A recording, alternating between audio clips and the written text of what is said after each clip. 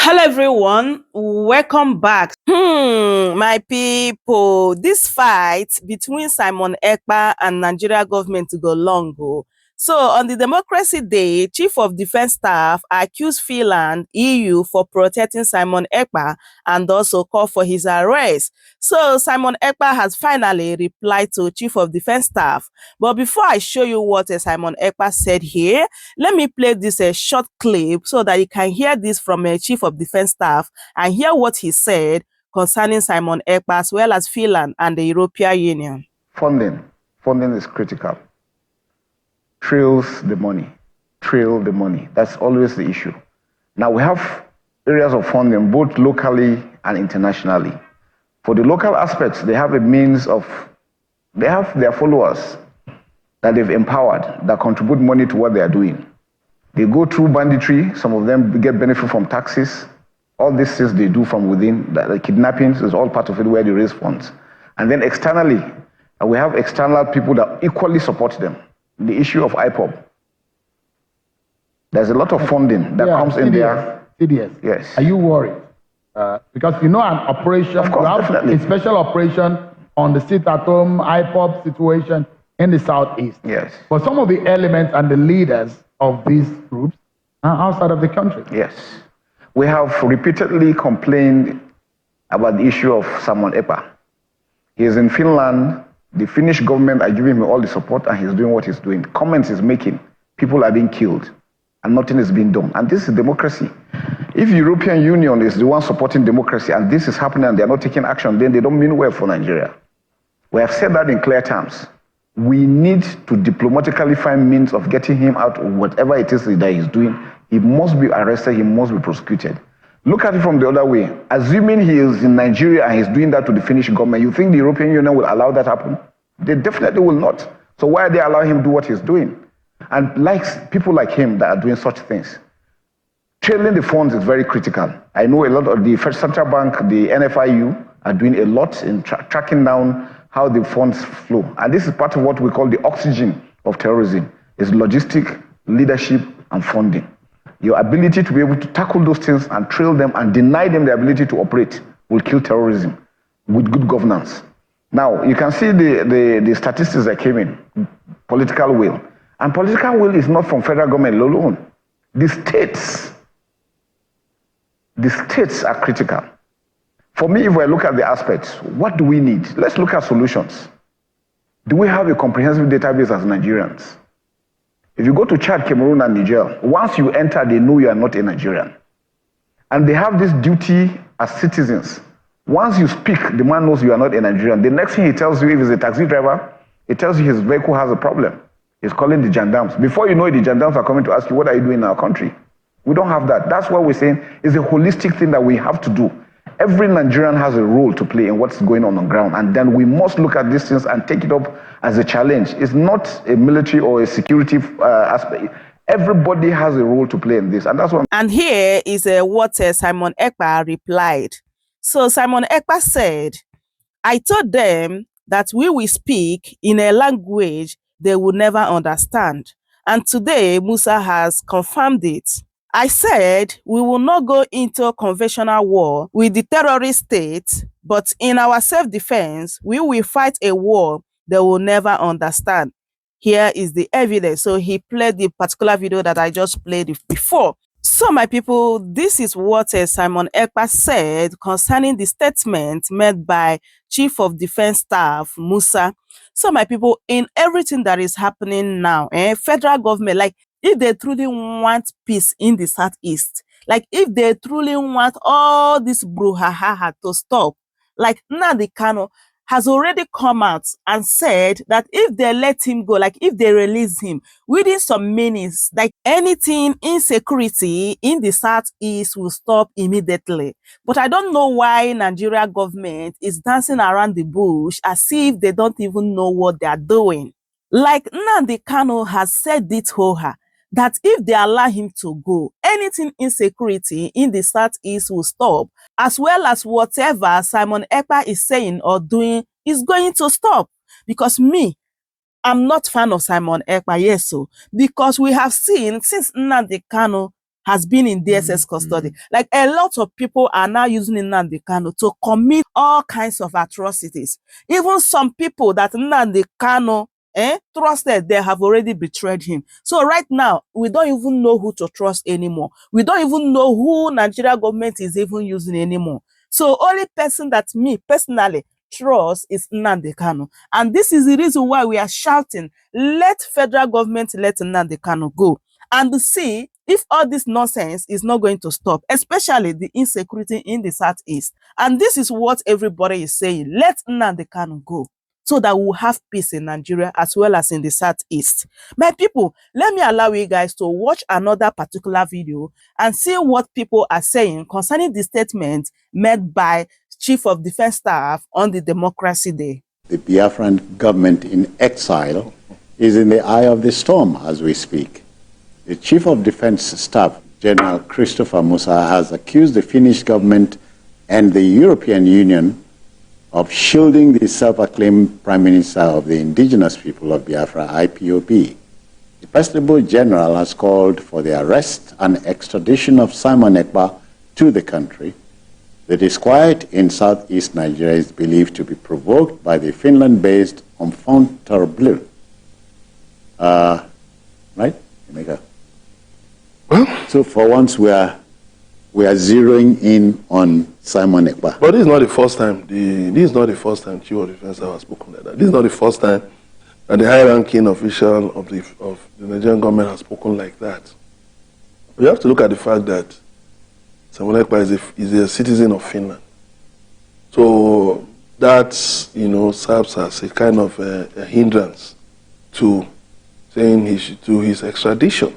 Yes, but the Chief of Defense has said something interesting, that if it was the other way around and Simon Ekpa was in Nigeria, would the government of Finland and the European Union allow such to exist? Well, it's about balance of interests, balance of strategic interests. That is why in pursuing our foreign policy, we must do it in such a way that we command respect. We continue to command respect in the Committee of Nations. Otherwise, you will even see, look at small nations, the way they treat Nigerians. Nations that Nigeria used to send aid to, even pay salaries of their workers and do things for, even send soldiers to go and fight wars or to go and put down coups. Look at how they treat Nigerians. No respect for Nigerians anywhere around the world anymore. So many Nigerians in prisons around the world. When I said earlier on, quoting Warren Buffett, yes, a reputation built over 20 years can be lost in 5 minutes. Yes. So she was wondering if it is 1 minute. It may just be even a few seconds. So now government has to look at ways of, yes, sustaining pressure on Finland and on the European Union to help in dealing with these things. Yes, you're talking about human rights. You respect human rights, no doubt about that. But you see, your own rights stop where the right to swing your arm stops where the other man's nose begins. So we must look at it in such a way. There must be a robust engagement on this issue so that we state it clearly that Nigeria is not happy and comfortable with the activities of this individual. And it should not just be, the Chief of Defense Staff appearing on channels, on a TV channel and saying these things, and then after that everybody goes back to the daily run. The Minister of Foreign Affairs must make it a priority, take it up robustly, so that there should be a robust engagement with these people, so to tell them that these things are not acceptable. And then we make sure that it is sustained, it is consistent, and of course you can achieve a lot with it. Then again, in terms of technology, this fellow is using technology, in spreading his messages. So why can't you use counter technology? Okay. Can't you use technology also to counter him? Yes, you cannot just sit helplessly. There must be certain things you can, which of course I praise the military, what they are doing. They're really trying here and there. The security services are trying, but there must also be countermeasures you can take using technology to make sure you cut funding. If there is funding from wherever place to wherever place, then using technology to cut off communications, in terms of communications. But Emeka, are you not disturbed that a Simon Ekpa would want to sweep the rug under the feet of Nnamdi Kanu? Of course, when there is nature abhors a vacuum. The repatriation of Nnamdi Kanu, and the arrest, open the door to all kinds of people. Now franchise holders, calling themselves all kinds of names and taking advantage of this situation. But Nnamdi Kanu himself said, yes, I'm not happy about the security situation in the Southeast.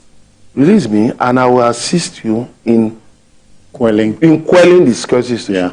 That's why I've called for a political solution to his matter, so that you can release him and then let him work with government to deal with this security situation. Now, when the environment is secure, we can hold conversations around issues, issues of, of whatever, whatever areas. We can hold conversations around those issues, and we will definitely get to a point of agreement. But keeping him there and saying that you are fighting someone Ekpa, no, you are burning two ends of the candle. It can't work. Okay, Ibn Abo, you can't ignore Simon Ekpa in the equation. There are many ways to go around this. We have to be realistic. Do we have any form of extradition treaty with Finland? You don't ask for what you don't. Not there. I mean, do you have any kind of treaty in that regards? Now, let me leave that. I'm looking at the whole of the southeastern region. We have about 5 states. We have Abia, Anambra, Ebonyi, Enugu, and Imo states. These governors should come together. Because let's assume that you are even an independent state, you are a sovereign nation, and you are having these issues. How do you solve it? All right, Ibn Abo, but you think that extraditing Simon Ekpa will go some way of dousing tension? I'm not too sure about that. What happened when Nnamdi Kanu was brought to Nigeria?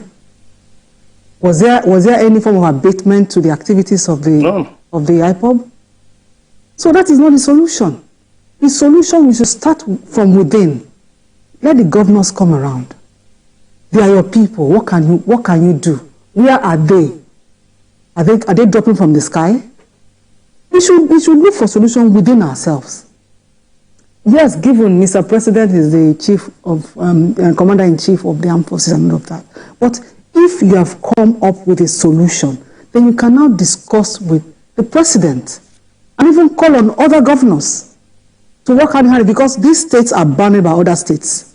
So you work hand in hand, and then when you work like that, when you are beginning to see some positive, responses or results, then you can begin to look at other things to be done. But for now, we can't just be sitting like we are like sitting ducks, and anyone can just throw anything at us. It is not right. We have to take the bull by the horn. Bringing Finland, sending Simon Ekpa back to Nigeria cannot solve the problem. Somebody else will come up. Simple, from another country. Yes. So it's not a solution, please. It's not. So the whole thing sounds like business to you, a franchise to you. Well, didn't we see when there was agitation in Niger Delta? The names you were hearing then, did anybody ever come out to tell you, I am so person, I'm sorry? You see, when you allow situations to degenerate, even you may even find out that you may even have rogue elements in the security services who will be aiding people fighting against the state. It happens. AKA fifth columnist. Yes, it happens. Then you have people for different reasons, who are just doing things, engaging in criminal activities, and then everything is tagged around one name. The issue for me is this. Get Nnamdi Kanu released. Find a political solution to his situation, and then work with him. And governors, religious leaders, traditional rulers, political leaders, work with them to find a solution. And one other problem is that there are a number of villages that are deserted in the southeast. I traveled through some recently. I told you I ran into unknown gunmen at a point. So, deserted, completely deserted. And these people have run to different areas, displaced from their natural areas of residence. How do you deal with those ones? So we must take deliberate measures to solve the insecurity situation. Everything must not be done with force. To you, what's on the front burner would be a political solution to the whole to Nnamdi Kanu's issue. Find a political solution.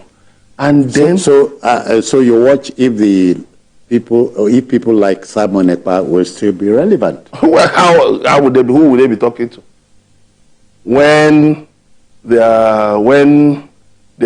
arrowhead is out of detention and he has said it openly that he is willing to, put in effort to resolve the security situation.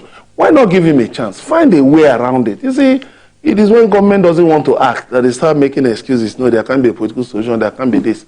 But you've had cases where you found a political solution. You've had cases where government discontinued prosecution.